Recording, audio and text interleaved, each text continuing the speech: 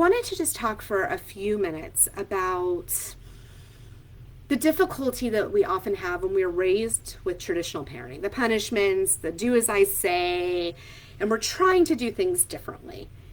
And it's hard because intellectually we know the old school ways don't work. We know they don't feel good. We know they're not effective. We know it just gets our kid angry and ruins relationships. But it's hard because oftentimes we have our parents looking at us or just other people, and they say to us, you're letting your kid get away with it. You need to be tougher. What are you doing? You're the boss. Why are you letting your kid control things? And even if we know intellectually we're doing the right thing, it gets in our head. And I'll be honest, it gets in my head too. Every once in a while I'll stop thinking, should I be punishing my kid? Should I be taking something away? Should I be letting them have it?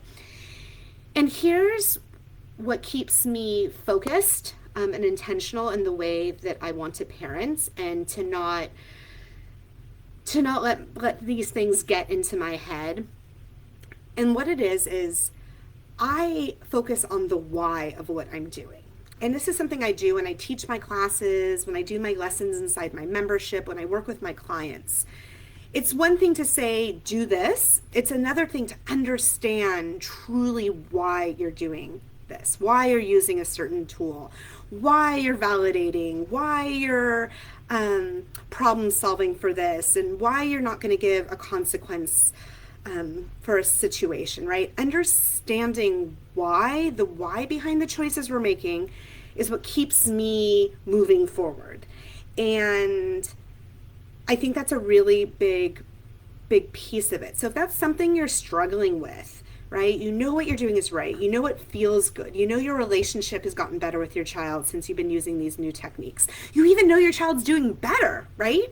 Because you hear punish them, you're letting them get away with it, but then on the same time you're like, but they're doing better at school since I've changed my ways, and they actually will talk to me and listen to me. So you know it's working, but yet in your head you're still thinking it's those old school thoughts, those ingrained beliefs that are just really in our head. And when people say these things, it does trigger us. So the way I fight back with it in my head is I remind myself of why I'm using the tool I'm using and why the consequences and punishments don't work.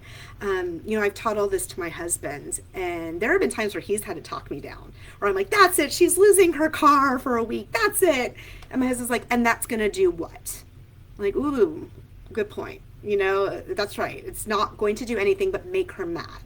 She knows that she made a mistake. She knows I'm not happy with her. And she already had a natural consequence of, missing an event or something because she didn't do what she was supposed to and she didn't get there on time. Whatever the situation was, right? She already dealt with the negative consequence of me being upset, knowing she had to walk in the house and deal with me and having to have a conversation about what happened. That's stressful for her. So yeah, taking away the car, what is it going to accomplish? And what do I really want to accomplish, right? Is it just being punitive and just letting her have it and just taking out my anger on her by taking her car away? Or is it that I was worried about her because she put herself in an unsafe situation? And then I'm worried she's going to do it again, right? Because she didn't learn, obviously. She made the mistake. She didn't see what was wrong.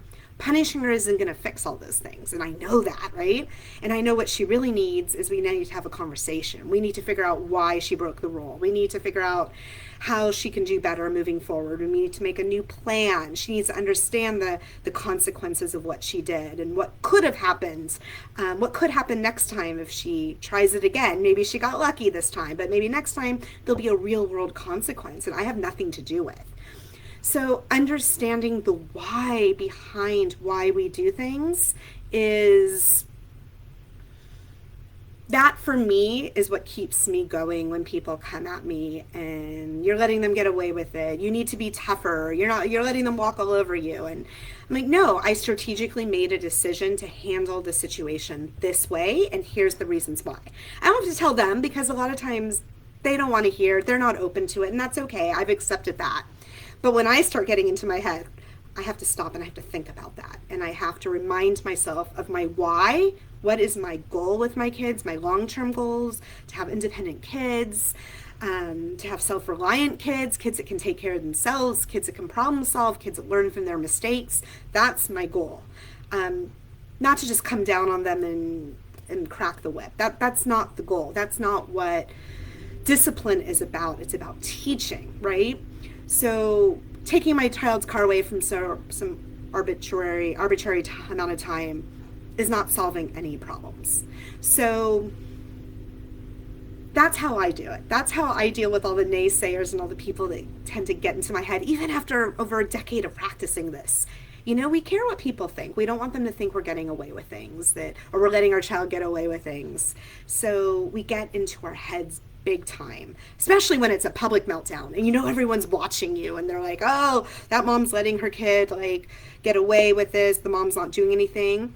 They don't know that my kid could have an emotional issue, and that me not doing anything in that moment is actually the best possible thing for my child and for me and for everyone else around, right? They don't realize I'm making a conscious strategic decision not to engage with my child, not to yell at my child. Sometimes, you know, and if you have a child that struggles emotionally, that can really trigger them and it can get out of control. So sometimes you just go in and you calm the situation down. You might go over and validate them, and people think, what are you doing? Why are you saying you understand they're upset? That's crazy.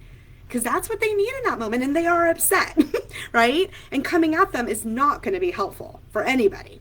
So they just don't understand. And you just have to get to the point where you just know that.